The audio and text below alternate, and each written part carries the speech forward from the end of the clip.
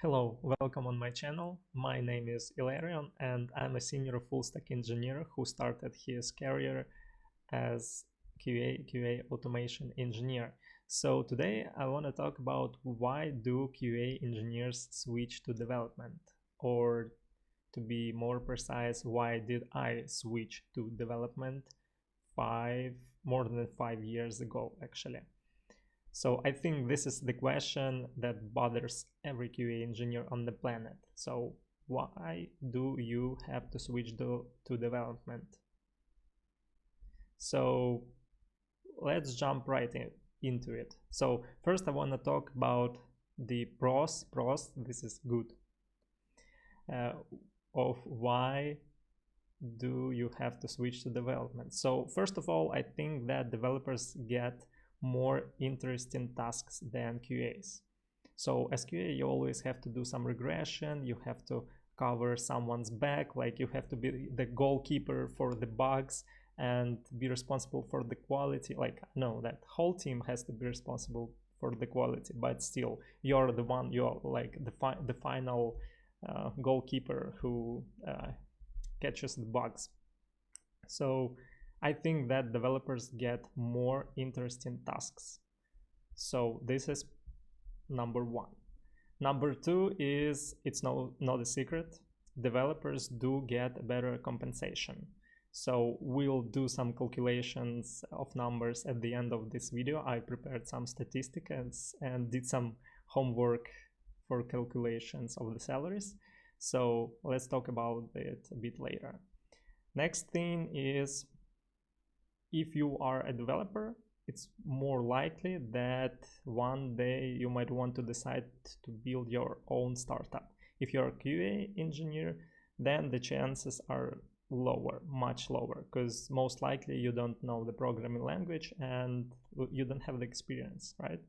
Like when I became developer, like one of the first things I wrote is my pet project. It's not a startup, it doesn't bring me any money, but still this is something that I'm kind of proud of. So I built some app that helps pupils prepare for the exams, and it got some nice reviews here, like App Store, Android. I haven't updated it maybe in 1 year, but still, like this is something I'm proud of. It doesn't bring me money, but like I wouldn't be able to build this app if I haven't switched to development. Like SQA, no way I would have built that. All right, then the next thing for the pros of switching to development is relocation. If you ever considered relocation to a more developed country, let's say to USA, then there are way more opportunities for developers, not for QAs. For QAs, it's almost impossible to get a relocation package or get a visa in USA, because like there are enough testers, enough QA engineers there. So if it's your goal to relocate somewhere someday, then probably it's time to switch to development. The earlier the better. All right, the next thing is more skilled peers. Let's be honest, like not all QA engineers are really skilled and great engineers, and some of them are just kind of lazy, keeping up like with what they have to do at their current job. They don't improve their skills, they don't develop, and they stay at the same level for many years. Unlike developers constantly have to learn new things, new languages, new frameworks, like new work with new databases.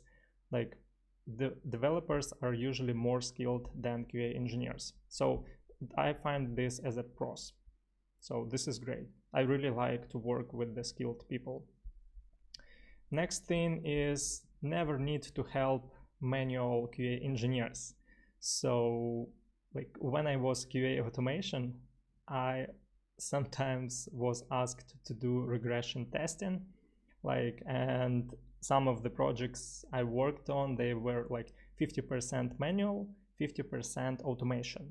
So like even though I was hired as QA automation engineer, at my second job, I still had to do some tasks as QA manual engineer, and that bothered me a lot, especially the regression testing, when you just have to go and click through the website or through mobile app to check that everything works after some fixes.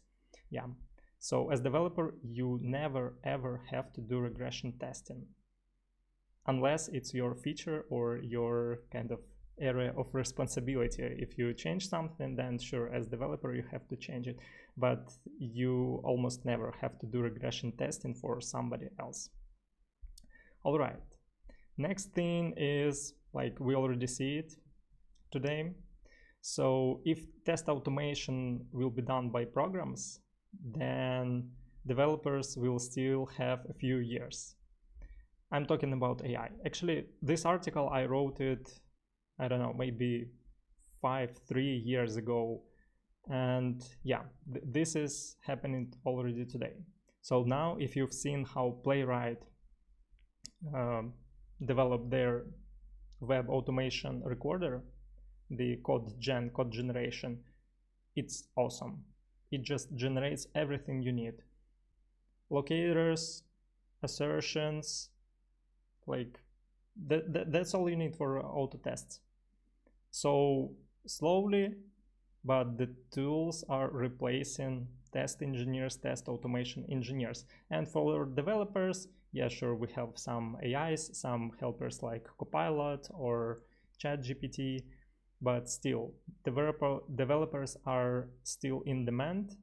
And by the time AI replaces engineers, the first people on the list would be QA and QA automation engineers, not developers. All right, next thing is options of choosing company. This is relates to relocation, but the same thing goes with choosing company. So go to any website and you'll find that you have more opportunities to join a great company with the great compensation and great like career development path if you are a developer. All right, next thing is that I already mentioned that developers can do what QAs do. So I, as developer, I can go and test, right? So I can do the same thing as QA engineers do. But on the other side, QAs cannot do what I do as developer. So they can't go to the code and fix some bug, or they can't go to the code and write some feature, right? So like I feel like I can still do the same as I did as QA engineer, and I still do today because I have to test my features, right? But today I can do more, so I widen my responsibilities. All right, and less routine. Already covered that. I don't have to do regression testing. I don't have to test some buttons or forms or test things on different browsers or different operational systems or different, I don't know, screen resolutions. What else did they have? Yeah, so I don't have to do all this stuff usually as developer. And more career growth opportunities. Yep. More independence. Okay, this is about getting access somewhere. So I, as developer, I have access to logs, I have access to database, I have access to the servers, to the cloud, to the Git repositories, like whatever I need. And if you're QA engineer, it's usually much harder to get some access. Like for QA engineer to get some access to the database or to get access to the Git repository, they have to kind of prove that they actually need this access, because okay, you're a QA engineer, go test your buttons, go test your web forms, like why do you need access somewhere? What do you want to check there? So developers have more independence and I would say like more power in their hands. So this is great. And still I get to do the same as I did as QA engineer. Like, to be honest, like 70% of what I do from day to day is the same thing that I did 5, 6, 7 years ago as a QA automation engineer. So Like I still go on the meetings, I still check requirements, I still talk to people, chat with people, I still test things. I still, I don't know, do like 70% as I did before, but now 30% of that time I develop. I actually write code, write features, investigate bugs, etc. So same thing, but just for more money and more opportunities. All right, and now let's talk about cons. Cons are like downsides of switching to development. Developers, first thing is developers have more responsibilities. Yeah, unfortunately. If you want to have more power and more skills and everything else what we just went through, then you surely get more responsibilities. For some people it's great. For some people who are lazy and unresponsible and just want to get the paycheck and work less hours, it might be not great, because now you are responsible for the feature you are building. If some bugs pop up after you develop some feature, then who has to fix it? You have to fix it. If something happens on production, something critical, who has to fix it? You have to fix it if you broke it, or someone from your team broke it, or like, I don't know, it's just something that nobody broke, but you have to investigate it because you are the developer, right? And QAs would just sit and wait. Okay, developers are fixing. Okay, when they fix something on production or in their feature, then I just go and test. So less responsibilities actually. More stress and pressure. Yeah. So as developer, being a developer is definitely more stressful than being QA engineer. Guess who will be asked to deliver features on time? Guess who will be asked to fix some bug immediately as soon as possible? Guess who will be asked to be on the on-call rotation? It's the developer. And by the way, the on-call rotation is something where you have to respond to any production issues 24/7 for 1 week. So we have a rotation in our team. Like next week I am on call. That means that anytime, at night, in the morning, in the evening, there is a problem on production, I have to open the laptop and check what's going on and maybe fix it, maybe ask other people to fix it. So this really bothers me.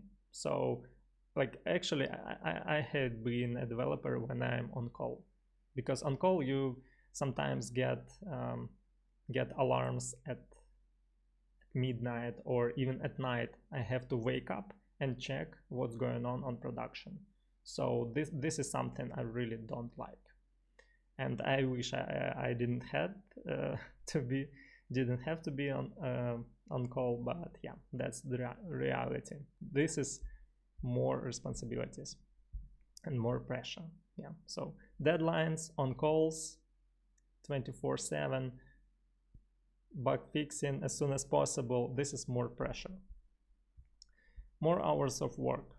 Yeah, I believe that QA engineers usually can just say, okay, I did some regression testing of the website or of some functionality, and yeah, then the manager says, okay, great job. Like, or QA engineer can say, like, I was working on updating test cases or checklists, and yeah, I know how much time it takes to write test cases or checklists, and usually it's not that much time, as you can tell your manager, like, yeah. So for a developer it's harder.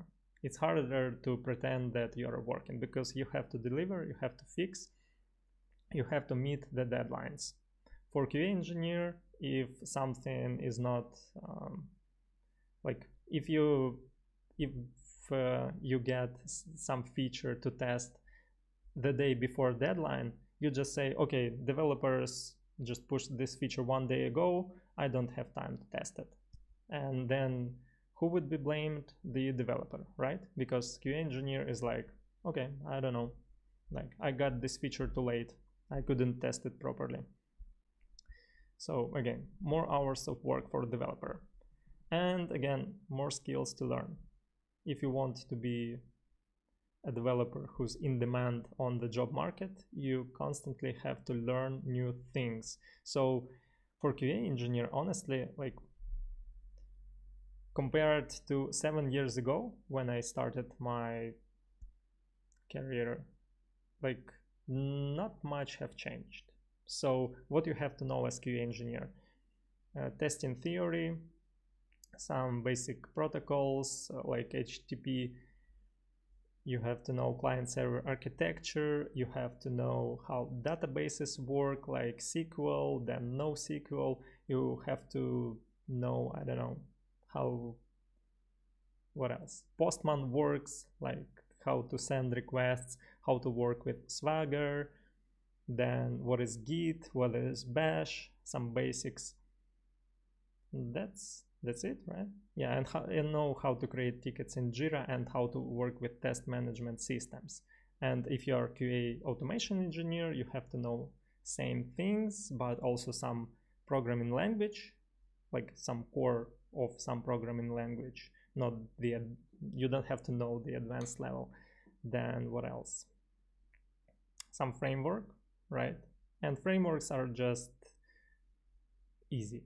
Frameworks for automation are really easy. It's just clicking on the buttons and like asserting that something is on the page most of the time.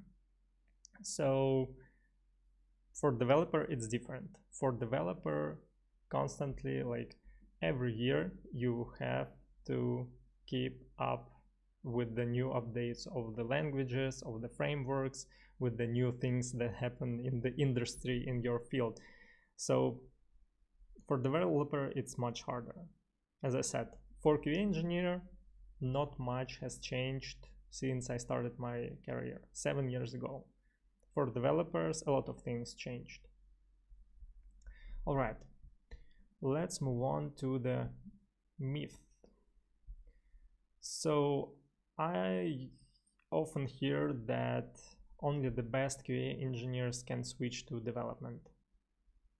Or you can hear it from somebody like, I'm not smart enough to write code. I'm not smart enough to become a developer. I better stay QA engineer. And this is actually not true. Like, this is absolutely not true. So I think if you already became QA engineer, I'm 100% sure you can become developer. Like I told you, 70% of the tasks that you do, of the activity that you do at work, is the same. You just have 30 more percent like of writing code and debugging features and all this stuff. But the rest, 70%, you do the same things as QA engineer. All right. So development, the next myth is development is the next career step for QA. I also don't believe that, because some people say, okay, you better start with testing and then quickly change to development. Like, if you want to be a developer, you better start with development, right?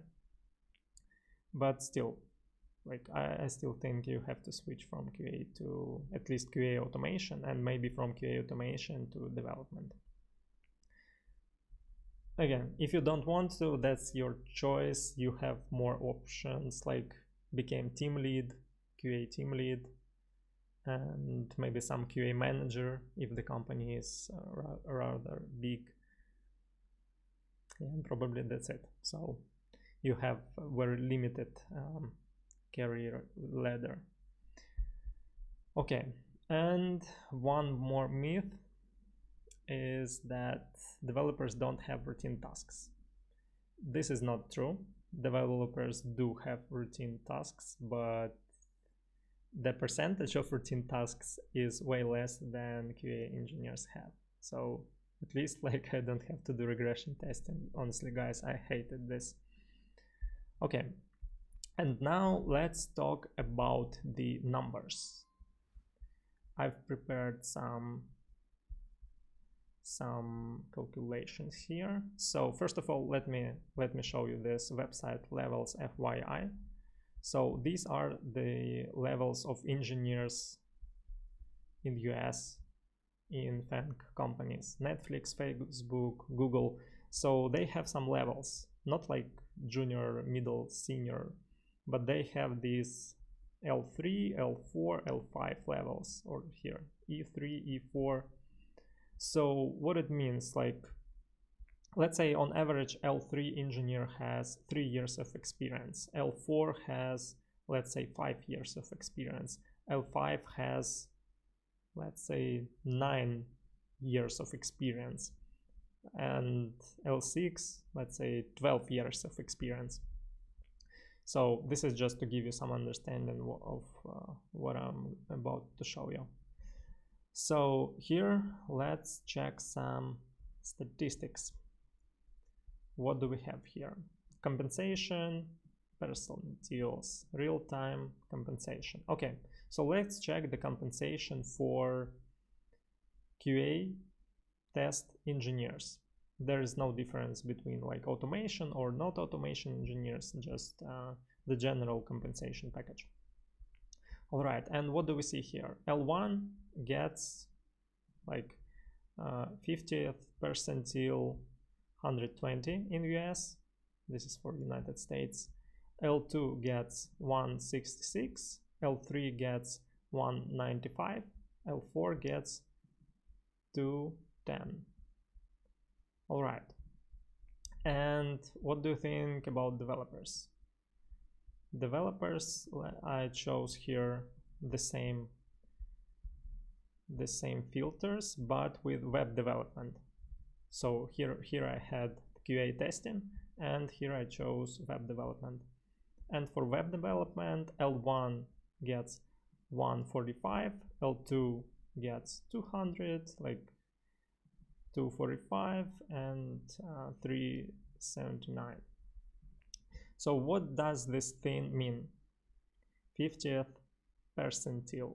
50th percentile means that, okay, so this is 50, okay, like this hand is 50, and 50th percentile means that, let's say, for L2 200, this is 200k a year. This is the 50th percentile for L2, and percentile means that 50% of the people would get less than 200k, and 50% of the people get more than 200k. So let's say 5,000 engineers get less than 200k, 5,000 engineers get more than 200k a year. This is for L2.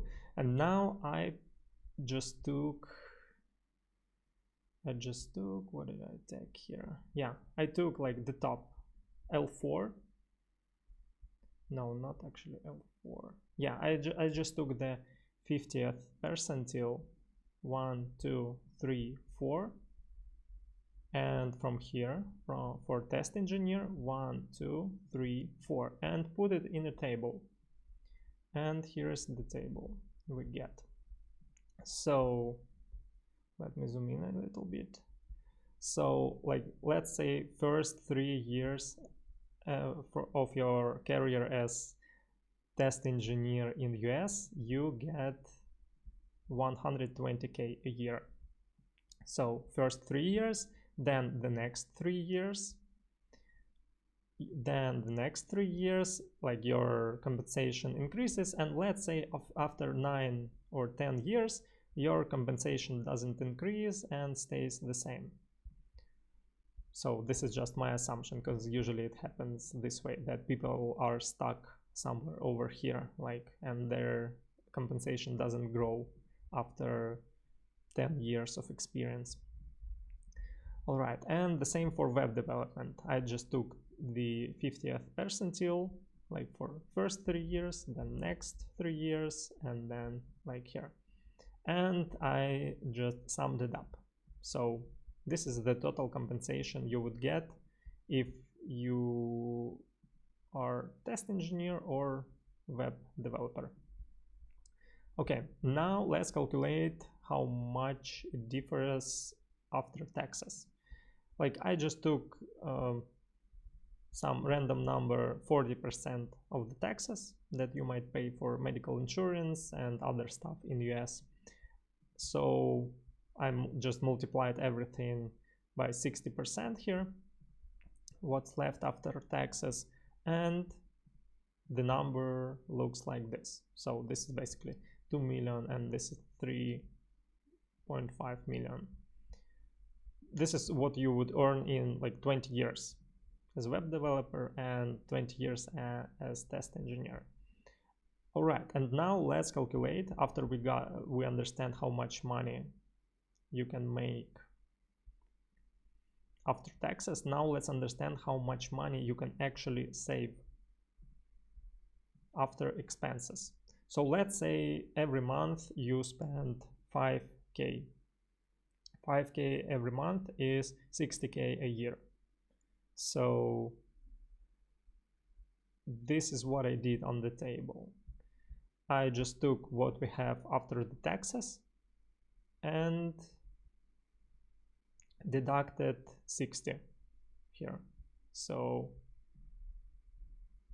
yeah, and same for test engineer.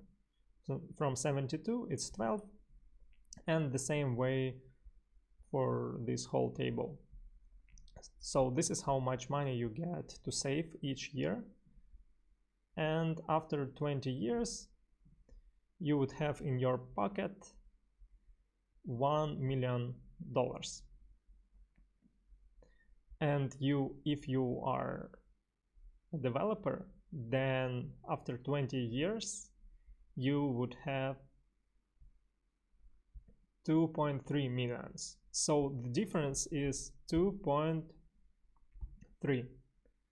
So actually, like, just to sum it up, as software engineer you can make 2 times more money. 2 times more money. Sure, it's not you cannot notice this like after first 5 years of your career, because after 5 years there is not much difference. But at some point test engineers are just stuck, so they cannot earn more than, let's say, this number, and software engineers can. So after some point the gap increases between test engineer and software engineer. Okay, I hope I made it clear that it's better to be a developer than QA engineer. Okay, then the next slide is what I have here. Salary quiz. Okay, now try to guess what these graphs are for. These are basically the total compensations for different types of engineers. So I give you 3 seconds to guess which one is this, which one is this, and which one is this. 3, 2, 1, and switch answers. So this is first is QA manual. You see the graph. So these are the salaries for QA manual engineer. Then QA automation engineer. And then I just took the backend technology Node.js and the salaries for Node.js engineers. So I think you understand that the difference is huge. And you can take any programming language here, like Java, Python, I don't know, C#, and it will be the same. So the last question is to switch or not to switch. This is the question. So from my perspective, I think that if you have some ambitions, if you want to earn more money, if you want to be sure about your future, then I would definitely try to switch to development as early as possible. So you would get too many benefits, too many pros, and just a little bit of cons. In the next video, I'd like to talk about you how did I switch from QA automation to development. So which steps I took and how much time it took me to actually switch. Because it wasn't easy. I was switching within one company. So I was working there as QA manual automation engineer, and then slowly I was doing some moves to switch to development, and luckily enough I did switch and without losing any money. So yeah, let me know how you feel about this new format on my channel, and thank you for watching. See you in the next one.